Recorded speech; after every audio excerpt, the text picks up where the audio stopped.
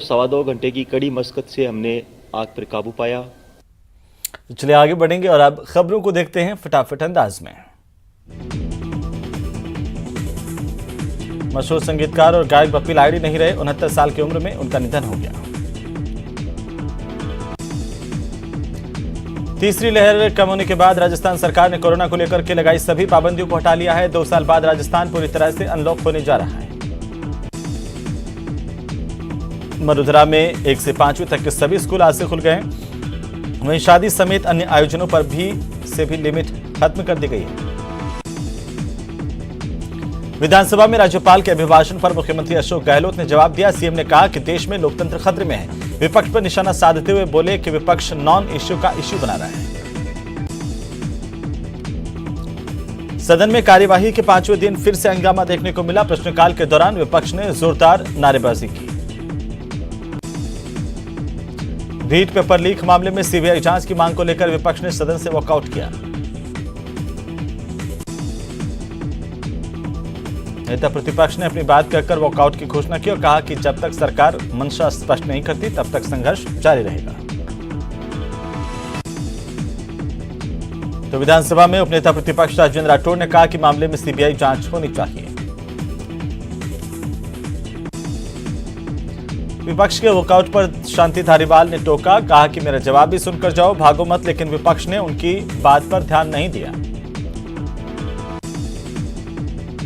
रीट मामले को लेकर संसदीय कार्य मंत्री शांति धारीवाल ने कहा है कि विपक्ष सीबीआई बुलाकर के मामला अपने हाथ में लेना चाहता है। उनके मंसूबे कामयाब नहीं होने देंगे।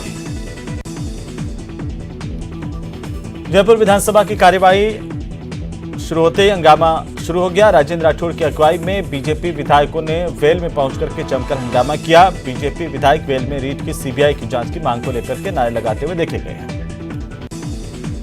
विपक्ष के हंगामे पर स्पीकर सीपी जोशी ने कड़ा ऐतराज जताया और स्पीकर ने कहा कि जो परंपरा आप डाल रहे हैं वो सही नहीं है।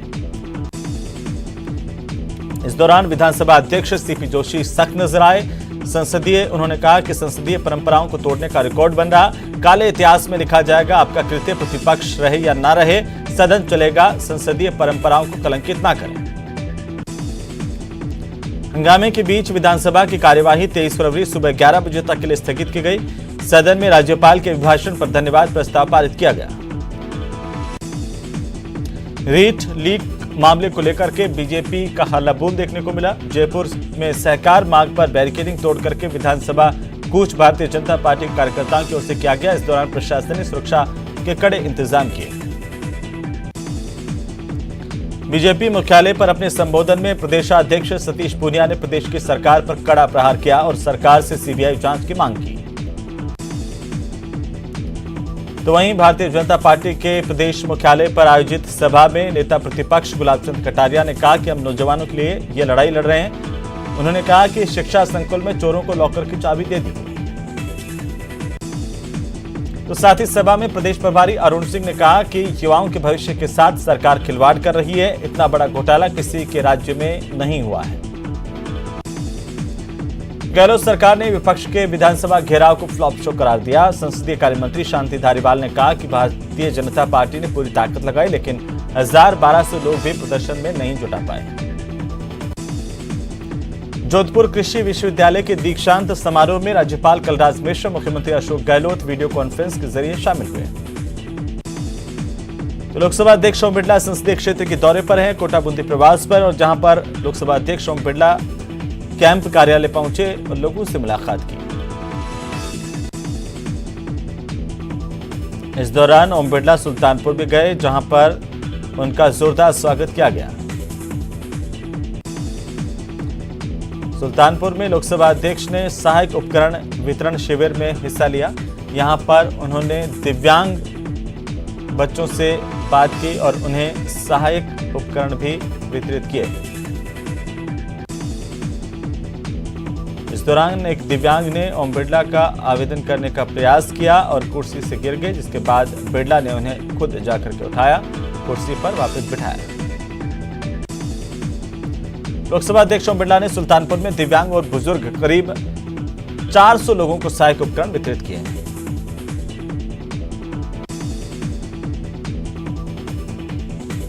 जननायक जनता पार्टी के राष्ट्रीय अध्यक्ष अजय चौटाला मंगलवार को बीकानेर के दौरे पर पहुंचे। इस दौरान उन्होंने शहीद कैप्टन चंद्र चौधरी की प्रतिमा पर पुष्पांजलि अर्पित की और शहीदों को नमन किया। अजय चौटाला ने रेलवे ग्राउंड में जाट समाज की राज्य स्तरीय क्रिकेट प्रतियोगिता में पहुंचकर खिलाड़ियों की हौसला अफजाई की। चौटाला ने कहा कि बीकानेर हमारे पूर्वजों की धरती है, इसलिए काफी लगाव है। चौटाला ने जल्द ही राजस्थान की राजनीति में एंट्री करने की बात कही। राजसमंद के केलवाड़ा स्थित शीतला पार्क में विधायक सुरेंद्र सिंह राठौड़ ने राणा पूंजा की प्रतिमा का अनावरण किया। कुछ दिनों पहले राणा पूंजा की प्रतिमा को कुछ उपद्रवियों ने क्षतिग्रस्त कर दिया था। जयपुर के हेरिटेज नगर निगम में एक सफाई कर्मचारी के तबादले को लेकर नगर निगम के अधिकारी और पार्षदों में बहस इतनी बढ़ गई कि हाथापाई तक नौबत पहुंच गई। हेरिटेज नगर निगम में मेयर की कुर्सी को लेकर मचे सियासी घमासान के बीच मौजूदा मेयर मुनेश गुर्जर ने नाराज पार्षदों को मनाने के लिए एक बैठक की। धौलपुर के एक विद्यालय में छात्रों के बीच झगड़ा हो गया। इस दौरान हुई फायरिंग से एक छात्र गंभीर रूप से घायल हुआ है। डूंगरपुर में पॉक्सो कोर्ट ने 1.5 साल पहले एक युवती का अपहरण कर रेप करने के मामले में दोषी को 10 साल की सजा सुनाई है और 15,000 रुपए जुर्माना लगाया। राजसमंद के राजनगर थाना पुलिस ने मंगलवार को रेप पार्टी पर रेड की और करीब 14 युवक और 4 युवतियों को हिरासत में लिया। धौलपुर के सदर थाना इलाके में 20 साल के एक युवक का शव पेड़ पर फांसी के फंदे से लटका मिला। मृतक के परिजनों ने हत्या का आरोप लगाते हुए नामजद आरोपियों के खिलाफ शिकायत दर्ज करवाई। कोटा में एसीबी की टीम ने रिश्वत के आरोप में गिरफ्तार किए गए आरोपी उद्यान विभाग के सहायक निदेशक को एसीबी कोर्ट में पेश किया है। कोर्ट ने आरोपी को 25 फरवरी तक जेल भेजने के आदेश दिए। बाड़मेर के रामसर कस्बे में कुछ दिन पहले साले ने ही अपने जीजा की गोली मारकर हत्या कर दी। इसके बाद मंगलवार को मृतक के परिजनों ने जिला पुलिस अधीक्षक को ज्ञापन देकर आरोपियों को जल्द गिरफ्तार करने की मांग की। चोरों के सांडवा थाना इलाके में अश्लील वीडियो वायरल करने की धमकी देकर नाबालिग से गैंगरेप करने का मामला सामने आया है। पुलिस ने मामले की जांच शुरू कर दी है। तो करौली में कुछ दिन पहले राजकीय महाविद्यालय से स्कूटी चुराने वाले एक छात्र को पुलिस ने स्कूटी के साथ गिरफ्तार किया है।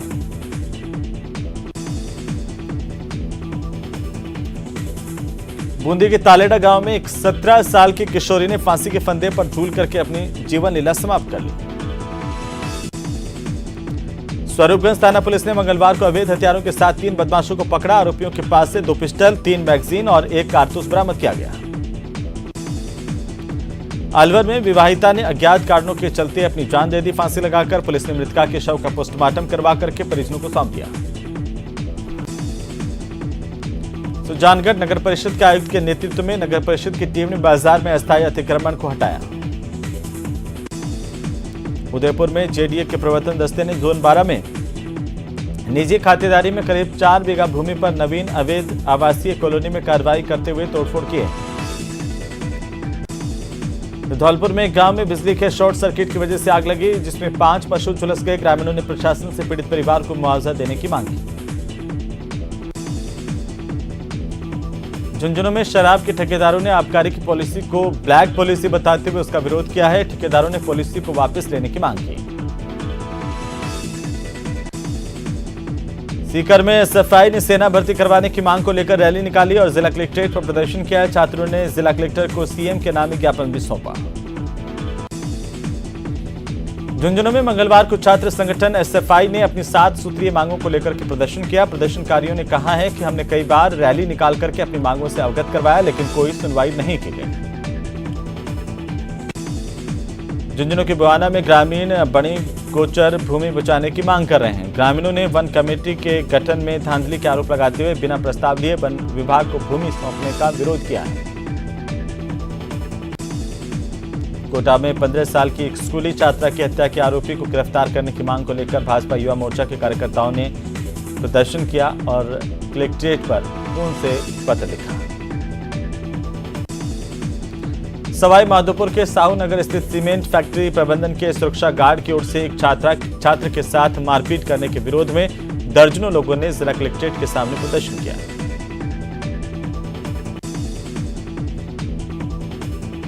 करौली में इमामबाड़े की कथित भूमि खाली कराने के मामले में बीजेपी और सर्व समाज ने एसडीएम को ज्ञापन दिया। प्रशासन ने वाल्मीकि समाज के लोगों को उक्त भूमि खाली करने के निर्देश दिए हैं।